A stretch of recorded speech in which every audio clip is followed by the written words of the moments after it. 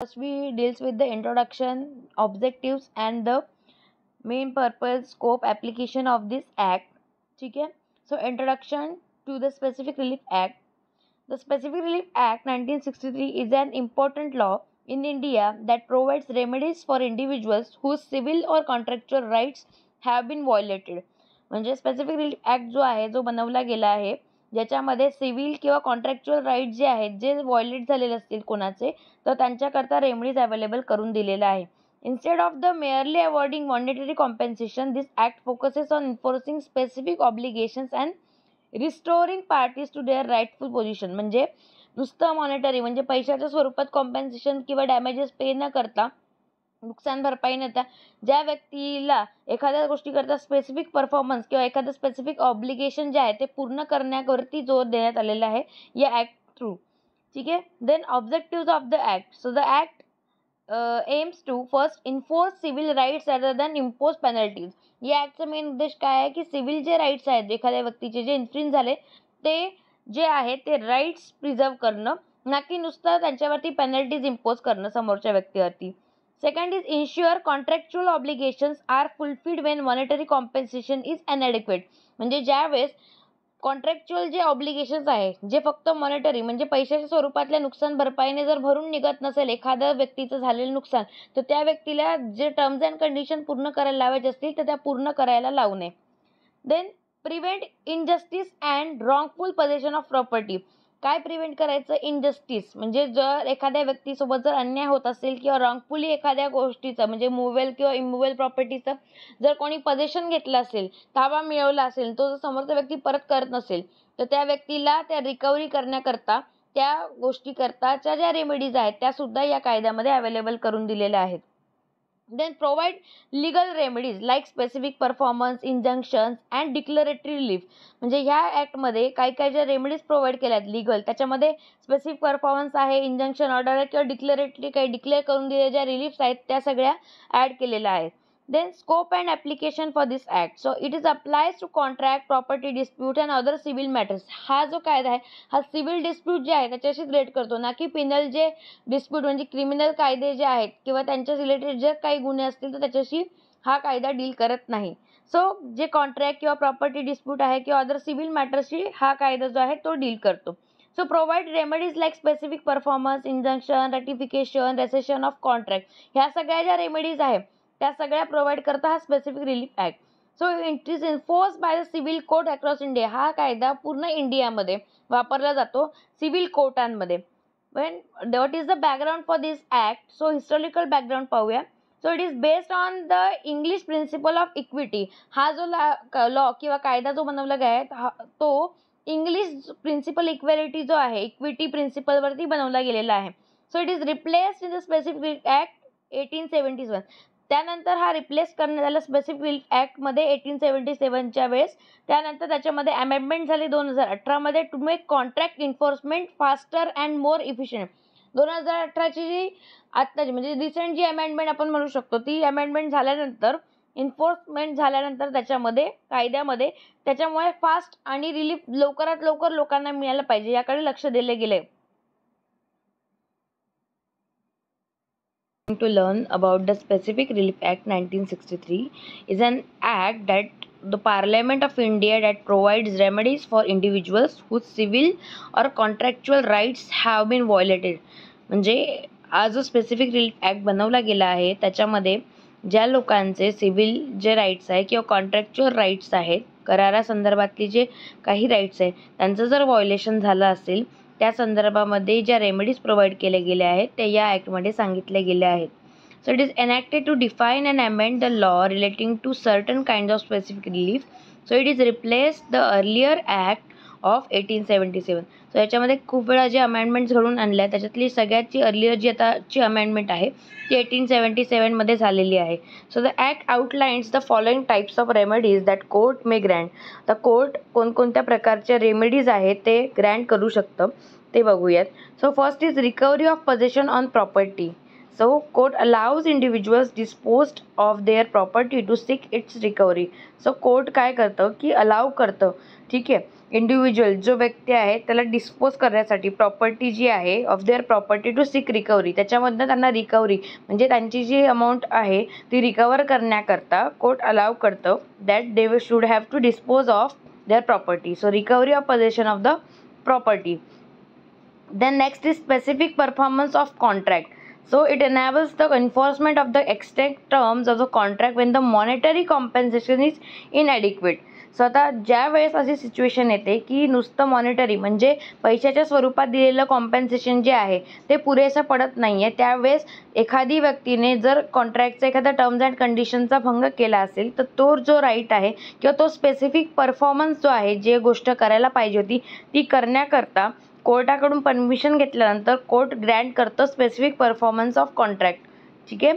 Then next is for the rectification of the instrument. It means permit the correction of written documents that fail to express the real intention of the parties. म्हणजे की correction करण्याकरता जर कॉन्ट्रॅक्टच्या terms and कंडिशनमध्ये किंवा ॲग्रीमेंटमध्ये जर काही corrections असतील तर ते करेक्शन करण्याकरता रिटन डॉक्युमेंट्समध्ये ते अलाव करतं court. So express the real intention ज्याच्यामुळे जे खरा उद्देश आहे जो कॉन्ट्रॅक्ट करण्याचा तो समोर येईल. Parties due to fraud or mutual mistake. काही अशा पार्टीजमुळे ज्याच्यामुळे एखादा फ्रॉड होऊ शकतो किंवा मिस्टेकनली कोणत्या पार्टीकडनं जर चुकीचं काही टर्म्स अँड कंडिशन टाकल्या गेल्या असतील त्याच्यात जर काही करेक्शन असतील तो कोर्ट अलाव करतं to rectification of the instrument.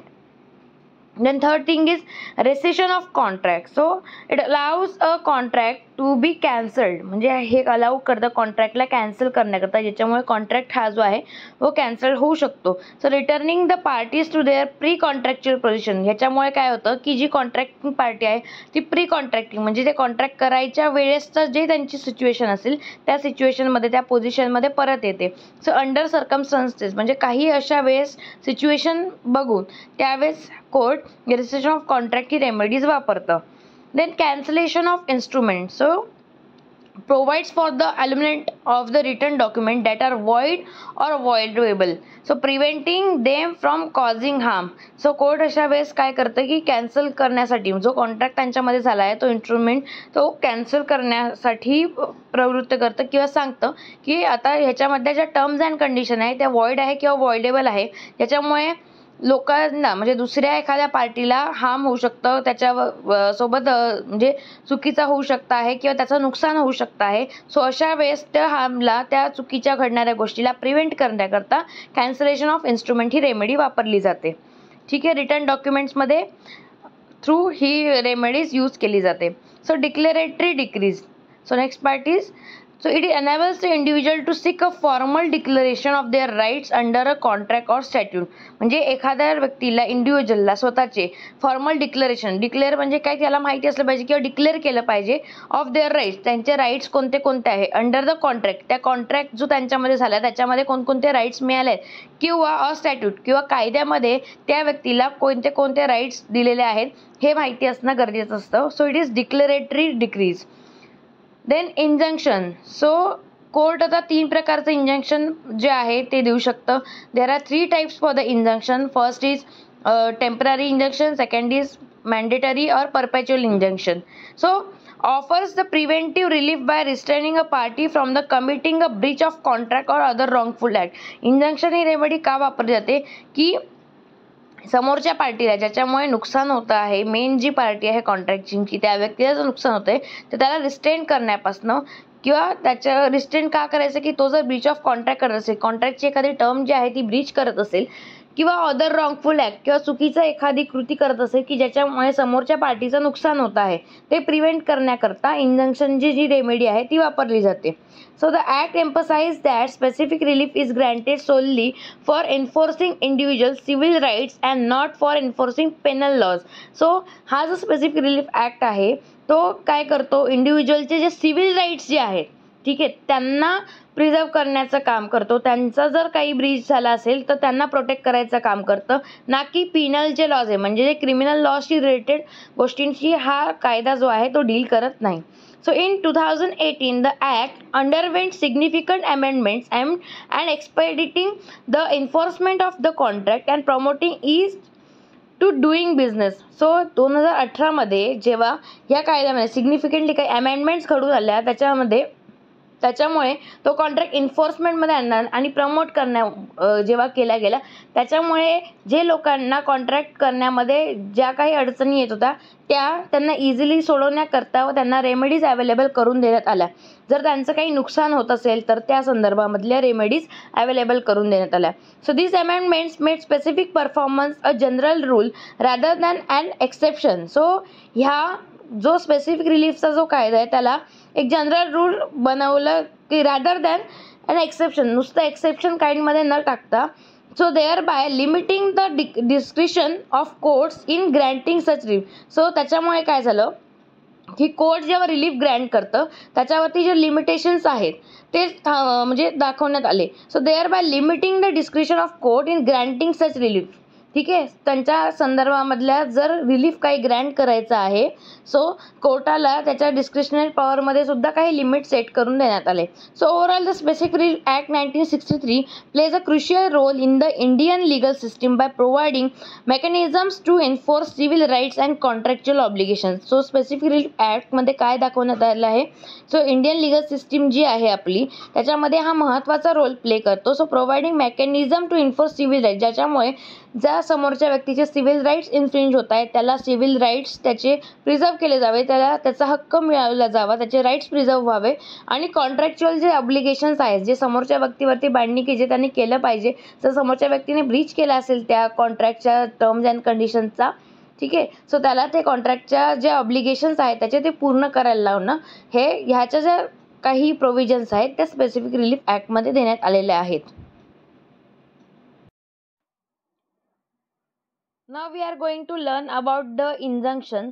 So what are the injunctions and so now we are going to learn about the injunctions are what are the injunctions and types of injunction about that. So injunctions are a type of preventive relief granted under the Specific Relief Act 1963 and the Code of Civil Procedure 1908. So injunction जे आहे हे preventive relief आपल्याला देतं जे specific relief ॲक्टमध्ये आणि civil procedure कोर्टमध्ये सुद्धा दिलं गेलेलं आहे. So they are court orders that either restraint, म्हणजे कोर्टाच्या ही ऑर्डर आहे ज्याच्यामुळे रिस्ट्रेंट म्हणजे थांबवलं जाऊ शकतं a party from doing something, म्हणजे एखाद्या व्यक्तीला एखादी गोष्ट करण्यापासून एखाद्या पार्टीला प्रोहिबिटरी इंजंक्शन किंवा or compel them to do something, किंवा काहीतरी गोष्ट जी आहे जी करण्यासाठी कंपेल म्हणजे त्यांना सक्ती करू शकतो कोर्ट. मॅन्डेटरी इंजंक्शन ह्या सगळ्या गोष्टी येतात ह्या कायद्यामध्ये. Then types of injunction. So first is temporary injunction. Definition बघूया. A temporary injunction is granted for a specific period until further court order. म्हणजे टेम्पररी इंजंक्शन जे आहे ते काही स्पेसिफिक काळापुरतंच, मर्यादित काळापुरतंच ग्रँट केलं जातं जोपर्यंत कोर्टाची दुसरी जी ऑर्डर आहे ती पास होत नाही. च purpose is to maintain the status quo until the final judgment is given. Status quo म्हणजे काय की जशी आहे तशी परिस्थिती मेंटेन करण्याकरता कोर्ट ही टेम्पररी इंजंक्शनची ऑर्डर पास करतं. So granted under the Order 39, Rule 1 and 2 of the Code of Civil Procedure 1908. यानुसार ही ऑर्डर जी आहे ती पास केली जाते टेम्पररी इंजंक्शनची. For example preventing demonstration of property until the ownership is determined. म्हणजे जर एखादी व्यक्ती एखाद्या प्रॉपर्टीचं मॅटर सुरू आहे कोर्टामध्ये, त्याचं जर कोणी मुद्दाम जाऊन तिथे तोडफोड करत असेल किंवा असे काही बांधकाम करत असेल किंवा असं काही करत असेल की ज्याच्यामुळे समोरच्या पार्टीचं नुकसान होत आहे, तर त्या पार्टीला प्रिव्हेंट करण्याकरता जोपर्यंत समोरच्या पार्टीची ओनरशिप जी आहे त्या प्रॉपर्टीमध्ये सिद्ध होत नाही तोपर्यंत त्याला प्रिव्हेंट केलं जातं, म्हणजे काय केलं जातं, टेम्पररी इंजंक्शन दिलं जातं. So stopping the publication of defamatory material until trial completion. म्हणजे त्या व्यक्तीला थांबवलं जातं पब्लिकेशन करण्यापासून. काही डिफॉमेटरी म्हणजे समोरच्या व्यक्तीला मानहानी होईल असे काही जे मटेरियल आहे किंवा अंटिल ट्रायल इन कम्प्लिशन, जोपर्यंत ती ट्रायल पूर्ण होत नाही तोपर्यंत त्या व्यक्तीला रोखलं जातं चुकीच्या गोष्टी करण्यापासून ज्याच्यामुळे समोरची जी पार्टी त्याचं नुकसान होईल. Second is permanent injunction. So first we see the definition. A permanent or perpetual injunction is issued as a final order in a case.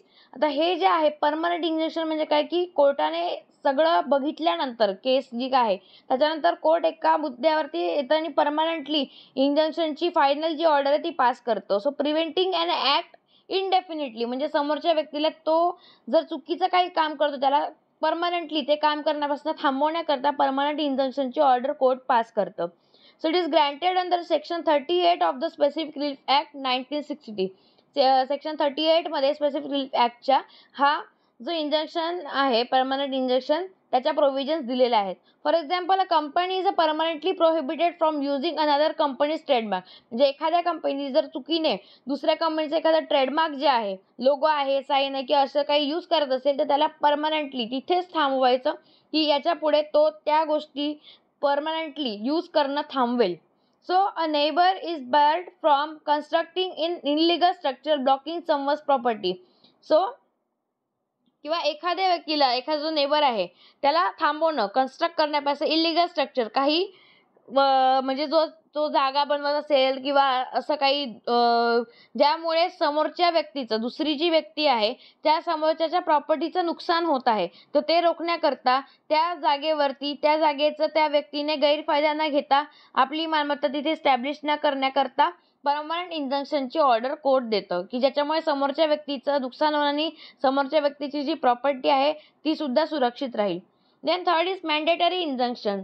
So definition, a mandatory injunction compels a party to perform a specific act. म्हणजे काय, court mandate करतं, म्हणजे काय compulsory तुम्ही एखादी जी कृती करायला पाहिजे ती केलीच पाहिजे, सक्ती करतं करण्याकरता. तो party to perform a specific act, एखादा स्पेसिफिक जो ॲक्ट आहे तो करण्याकरता. Restoring thing to their original position. कशा करता की जी गोष्ट आधी ज्या पोझिशनमध्ये होती, ज्या सिच्युएशनमध्ये, तिथे त्या गोष्टीला परत आणण्याकरता. Or अनडुईंग a रॉंगफुल act. जर समोरचा व्यक्ती एखादी चुकीची गोष्ट, घटना करते, रॉंगफुल ॲक्ट करत असेल तर त्याला थांबवण्याकरता. So it is granted under section 39 of the specific relief act. For example, a builder is order to demolish and illegally constructed structure. जर बिल्डर आहे, ठीक आहे, तो जर ऑर्डर प्रमाणे जर डिमॉलिश करत असेल, इलिगल कन्स्ट्रक्शनचे स्ट्रक्चर आहे, तर त्याला थांबवण्याकरता, मॅन्डेट करण्याकरता ही ऑर्डर पास केली जाऊ शकते. A person is directed to remove obstruction from a public road. मग जर एखाद्या व्यक्तीने जर रोडवरती काही आपले समजा गाडी उभीच करून ठेवलेली आहे किंवा असं काही कृती करतो की ज्याच्यामुळे बाकी पब्लिकला, बाकी लोकांना त्रास होतोय, तर त्याला मॅन्डेटरी सांगितलं की तू ऑब्स्ट्रक्शन जे आहे ते पब्लिक रोडमध्ये जे आहे ते बाजूला काढण्याकरता मॅन्डेटरी ऑर्डर जे आहे, मॅन्डेटरी इंजंक्शन जे आहे ते दिलं जातं. Then prohibitory injunction. तर याचं प्रोहिबिटरी इंजंक्शन काय आहे? A prohibitory injunction restrains a person from performing an act that violates another right.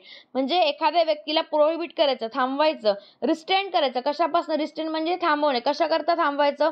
करण्यापासून एखादी कृती. A person from performing an act, कृती करण्यापासून थांबवणे, दॅट व्हायोलेट्स अनदर, ज्याच्यामुळे दुसऱ्या व्यक्तीचं जे राईट आहे, दुसऱ्या व्यक्तीचा जो हक्क आहे त्याचं जर इन्फ्रिंजमेंट होत असेल तर त्याला थांबवण्याकरता प्रोहिबिटरी इंजंक्शनची ऑर्डर दिली जाते. For example, stopping a company from selling a product that violates patent. जर एखादी व्यक्ती दुसऱ्या कंपनीचा पेटंट घेऊन जर आपली प्रोडक्शन जे आहे, जे प्रोडक्ट आहे ते सेल करत असेल तर त्या व्यक्तीला प्रोहिबिट करायचं, थांबवायचं ते सेल करण्याकरता. ठीक आहे.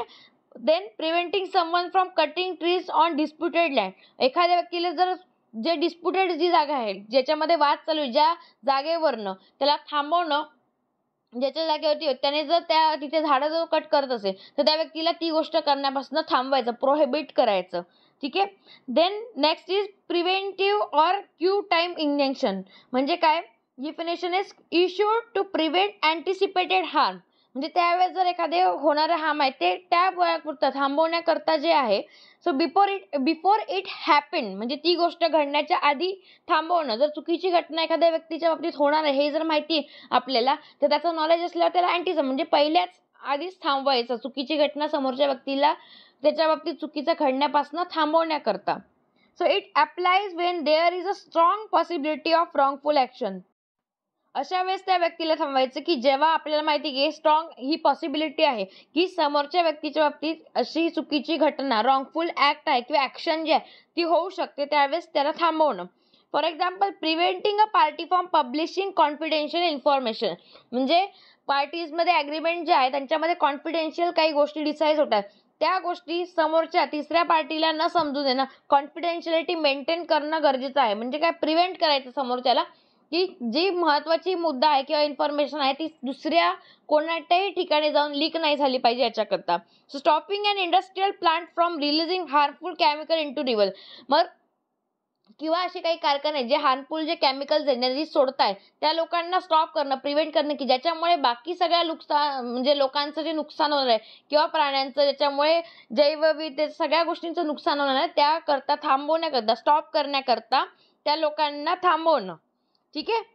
Then 6 is interlocutory injunction. What is interlocutory? For definition we see a type of temporary injunction granted during court proceeding to prevent irreparable harm before the final decision. म्हणजे हे अशा प्रकारचं इंजंक्शन आहे की ज्याच्यामध्ये कोर्ट ग्रँट करतं injection during the court, कोर्टाची जी प्रोसिडिंग आहे, जी चालू प्रोसिडिंग मध्ये, टू प्रिव्हेंट म्हणजे थांबवणं, प्रिव्हेंट करणं, एखाद्या व्यक्तीला थांबवण्याकरता, इररिपेलेबल हार्म की ज्याच्यामुळे अशक्यप्राय नुकसान होणार आहे एखाद्या व्यक्तीचं, जे नुकसान भरून येऊ शकत नाही.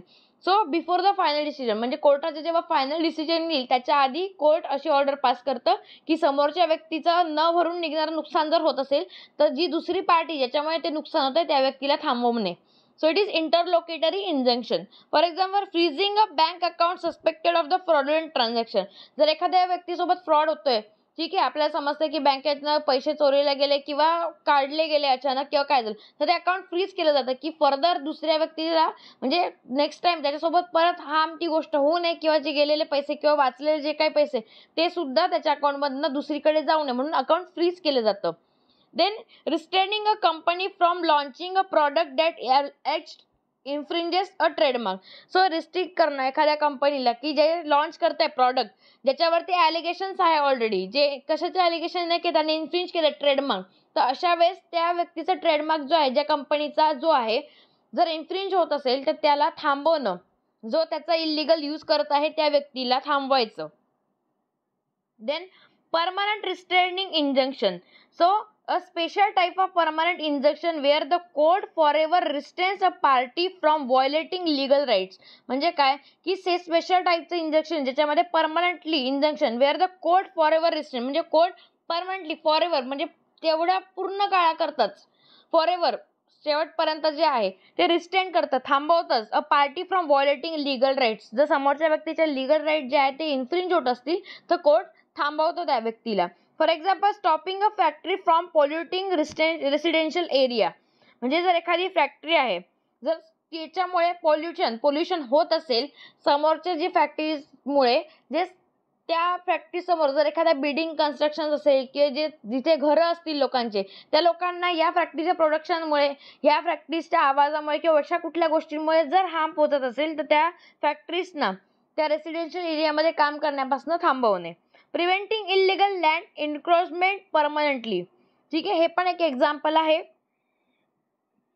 So key considerations for granting and injunction. आता या इंजंक्शन ग्रँट करण्यामागचं मेन रिझन काय काय असू शकतं. So court consider the following granting and injunction. Court कोणत्या कोणत्या गोष्टी लक्षात घेतं इंजंक्शन ग्रँट करताना. First, prima facie case. Prima facie case म्हणजे काय, the applicant must have a valid legal right. म्हणजे जो ॲप्लिकंट करतोय, ज्याला रिलीफ पाहिजे, रेमेडीज पाहिजे आहे, त्याचं ॲप्लिकेशन जो आहे त्याला व्हॅलिड लीगल त्याच्याकडे राईट असली पाहिजे. Second thing is irreparable injury. म्हणजे the applicant must suffer harm that cannot be compensate by money. जर समोरच्या व्यक्तीचं अशक्यप्राय नुकसान, जे नुकसान भरपाई देऊन म्हणजे पैशाच्या स्वरूपातलं नुकसान भरपाई देऊन सुद्धा भरून न येणारं जर नुकसान होत असेल तर त्या गोष्टीपासून थांबवणं. Third thing is balance of convenience. The injunction should not cause greater harm to the opposing party. ज्याच्यामुळे काय होतं की बॅलन्स, ज्याच्यामुळे जी गोष्ट अशी आहे की समोरच्या व्यक्तीला इंजंक्शन ग्रँट केल्यानंतर ग्रेटर हार्म, जास्तीचं नुकसान होऊ शकतं किंवा काय होऊ शकतं अपोजिट पार्टीला, त्याला थांबवणं. The injunction should not cause greater harm म्हणजे ज्याच्यामुळे समोरच्या व्यक्तीचं जास्तीचं नुकसान होत आहे असं दिसतंय टू अपोजिंग पार्टी, ज्याच्यामध्ये नुकसान होत आहे ते थांबवण्याकरता हे कोर्ट जे आहे इंजंक्शन ऑर्डर पास करतं. ठीक आहे. So these are the 3 considerations for the granting of injunction.